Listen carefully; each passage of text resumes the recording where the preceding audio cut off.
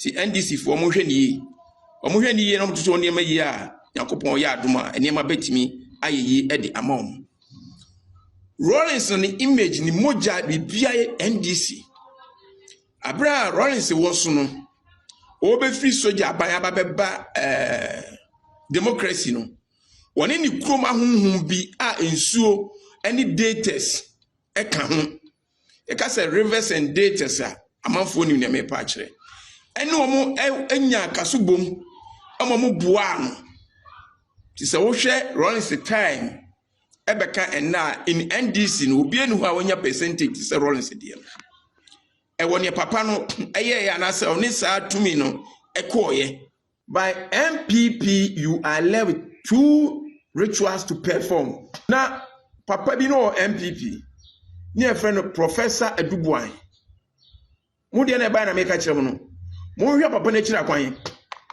onti ase sana ne hu ne ba bi esi no mu nim ni kurom ba hunu ho nyina o dina ayi e friend Ashanti region ba menka ko nya bibia na hu ye a meka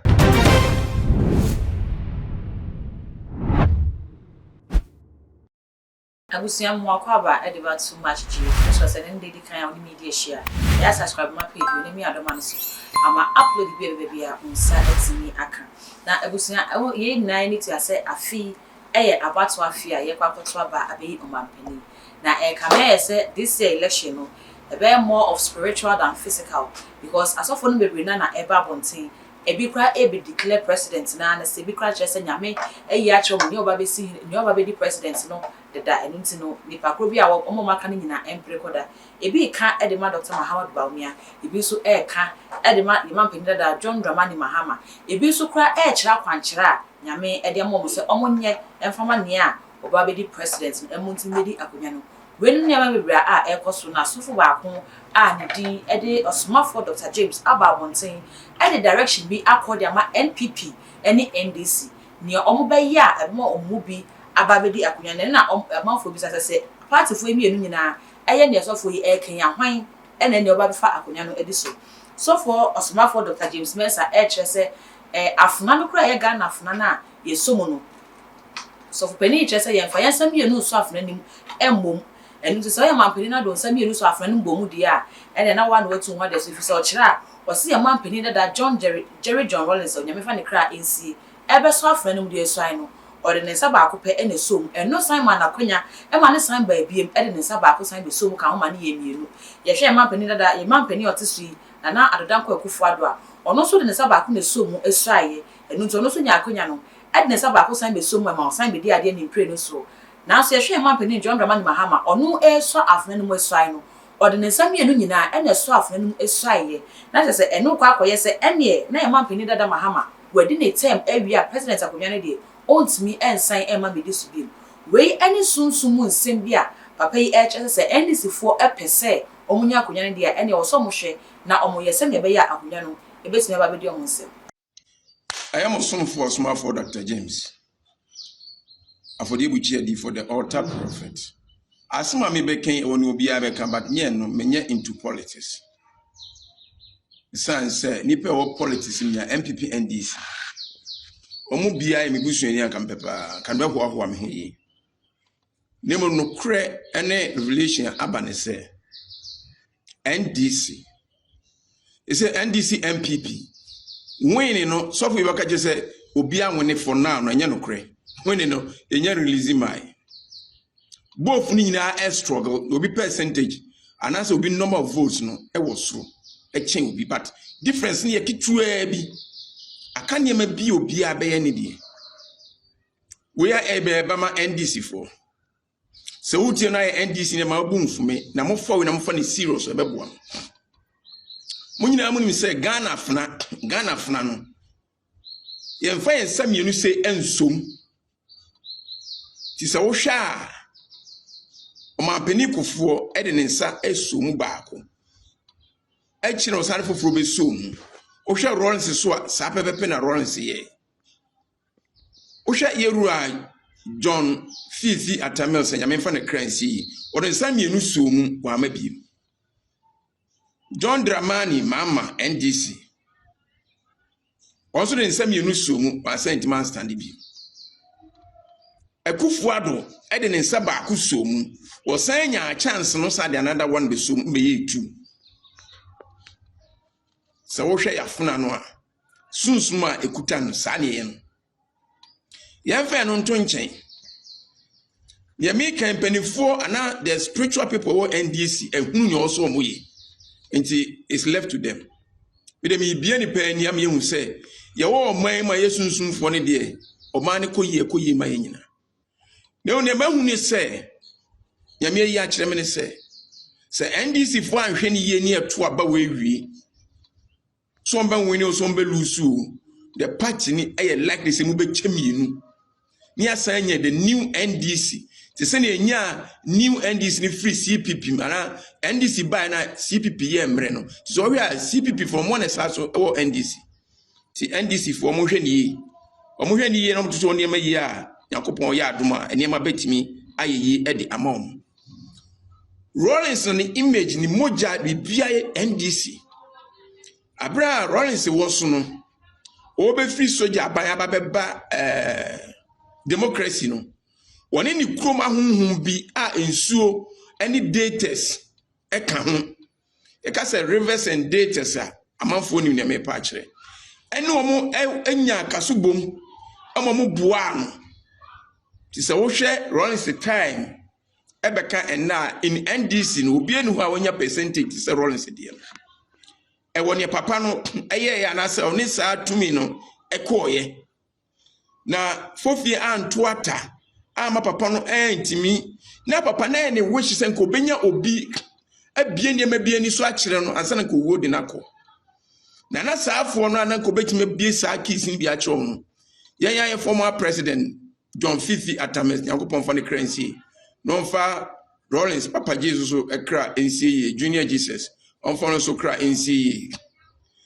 na papa ni nimbi but wonim ni nyina nkosi na ze send in NDC no ya da so nipa ba me san kopem enan a omunim sa secret na ene na ye de NDC dua no a NDC fo no mpanifo no omunim na enkola bi wo NDC no for now one arrogant anasa homaso ene niema binti papa Jerry John Rollins yakopon for currency o say babies with sharp teeth say one can hear their stand for correction as I go for commitment company for be now so NDC party no makokasa na komachi o makona kan niema tima ye mre dia ma omo enya saa dia baka jo say baby e say niema nenam no sunsu nipa nkrofo e wo NDC omunim say eya ye hu but there is more room for improvement Senator Teacher Fonta ka on kran report enti mesre so mo ko hu sa afo no na papa Jesu anim ade e wo party ade e gina party no me kan NDC for stand for correction say papa J Atames ababa woni biko John Mama ba woni biko na so hwe Rollins said the percentage margin onyae no ye wura mu mpelifo mi no obi ani otimi nya bi na papa J wade a no ye na ya na ye ni secret thing but nipa no onim hu bi kakra mills Atames papa nyame fa currency won so ema onim hu bi kakra but omo bi obi ani otimi ni ma ni nyina hye se ade se ni ye fie bia wade omo ye enya de boni efie bia wade omo ye na nipa bia ba o party no they say winning no enye NDC nye MPP I can assure you for now time I be releasing winning no am I can't it from me I got 40 days to final election on the 7th December no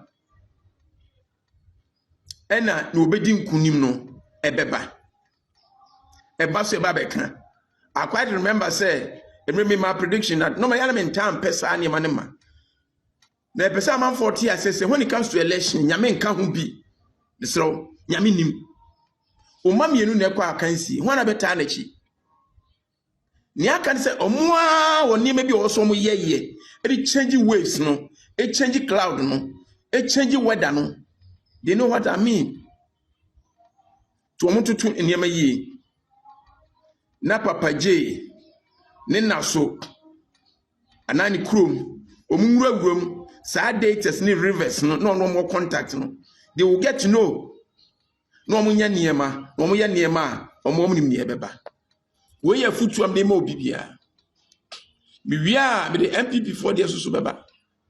So NDC, they have about 4 rituals to perform, a very serious one.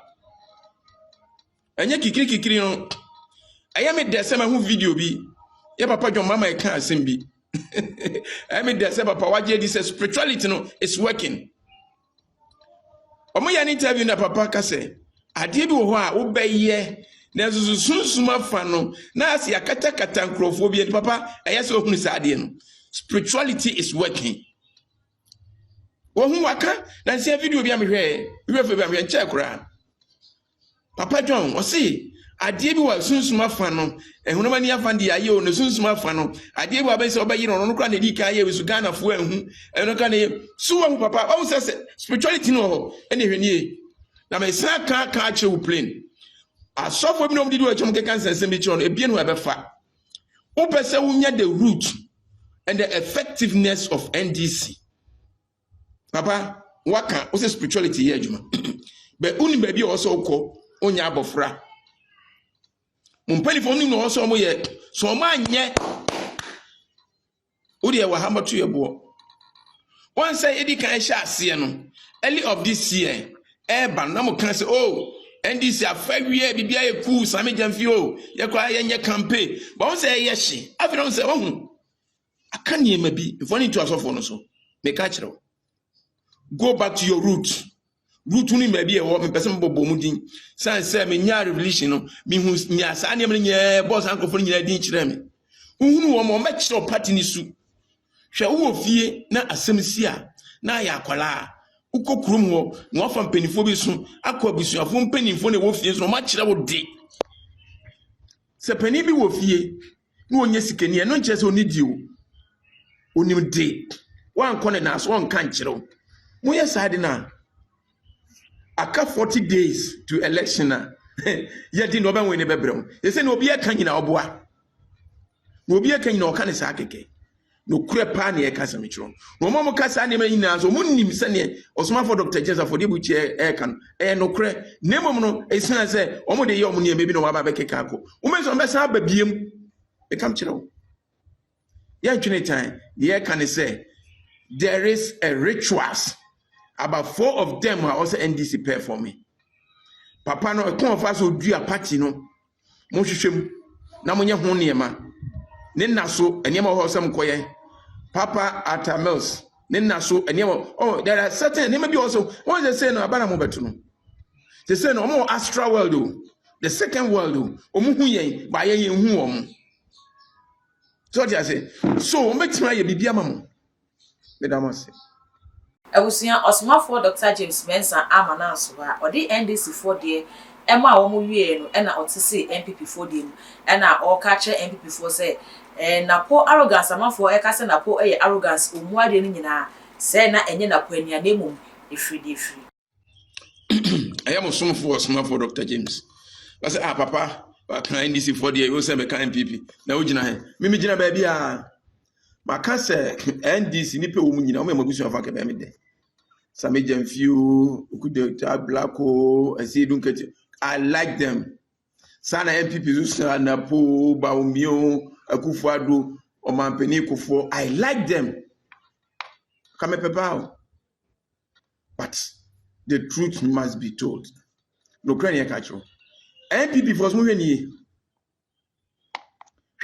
ni say ni nkofo bi ba beye ase wiem ni say mu fame na mo wono mba kile no by attacking him with arrogance attacking him with tribalism attacking him with enyema bi ana afezu no mu internal information and say mu internal nyema na mo ye munye very careful nyema hu so na make an enzo so no wan hwe nyema betima pipi. By MPP, you are left with 2 rituals to perform. Like I say, 40 days to election, I'll still come out. By a declaration. Omomodi kan be kan yina omnim say yes. Omosomafo ne me.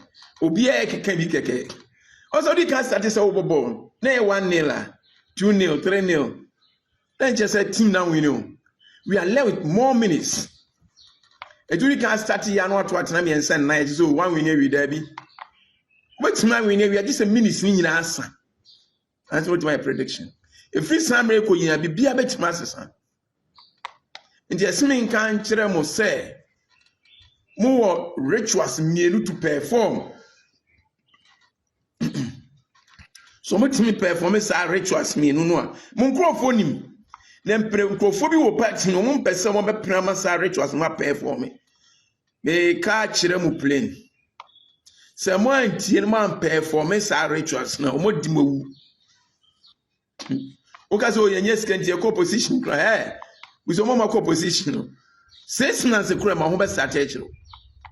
Eni be bia first na ka wunya ni fi ni wo kwa ye bie kwa ni nyina e besi. Ti the assuming can chere mo no. Who de ni etiawa. Na mo make sure say mo rituals no so mo mo de say mo ti ma perform ye. Na papa bi no MPP. Ni e friend Professor Adubuan. Mo de na ba na make chere mo no. Mo hwe papa na kira kwan. Wonte ase sa na hu. Ne mo ba bi esi no mo nim ni krom. Ba hu no nyina. O dina ai friend Ashanti region. Ba menka konya bibia na hu ye a meka. O ka sa de na odi fo nka. Abro tu fo yakopon soma Moses. Awo hini Pharaoh ho no. General. So ka say everade papa o de ntimo de o mi nkoka me koka aso esi. Ani eti mo hwe sa papa no. Na afensu no mo council of elders. We ni ya obi kakra wo mu. Se na me kan NDC so empenifo bi wo mo so ya obi wo mu e wo party no. Empenifo NDC wo mo hwe na wo mo nkasa. MPP so saa wo mu pepepe. Na afensu adubu ahe busuan so mamu nyi wo mo mma. Tie ne ye MPP fo mo de no no. Mamu nyi adubu ahe busuan fo ne mma sanse wo mu di yawo. And yes, Hadia, Patu Nubeba, Madame say. I am a son for small for Dr. James. Send an American for the WJD for the altar prophet. MPP, CPP, NDC, Cheddar, Omina, Omia Babusia for Gabemide. Name of no Sebasun, some near can, Yamuatia, says politics. Yame on your politics. Because I'm funny in I anymore. The MPP are American. NDC for the American, Motion ye. Not NDC, the MPP is the smooth motion ye. A year open be our MPP. A friend of Professor Dubois. And in Pennyphobia, Munim was spiritual group, only Sandy Moina.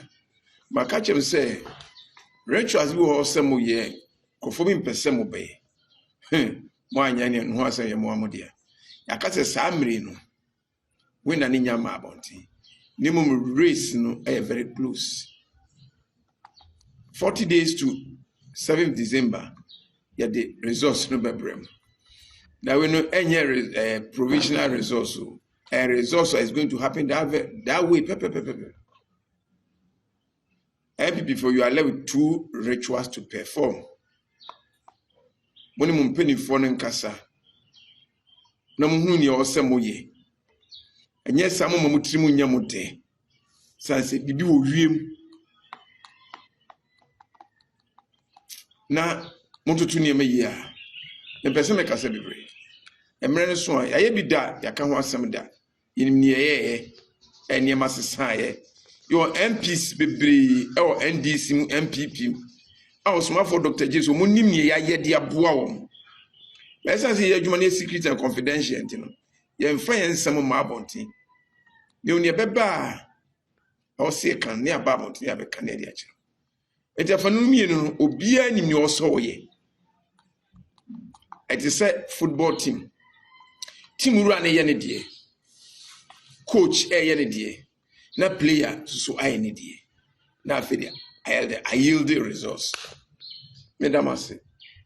Enti ewusia ensam no e no soma for Dr. James Mensah e dia babegu won we or the NDC for the amom and or the NPP for the amom wo so a wo hwe na wo te nsemi mienu sen and now jeans so be fam ye hu e wo comment section of make I will say aha e too much GH I subscribe my page we name me adoma no so se na be ya upload the video on sa e betimi aka background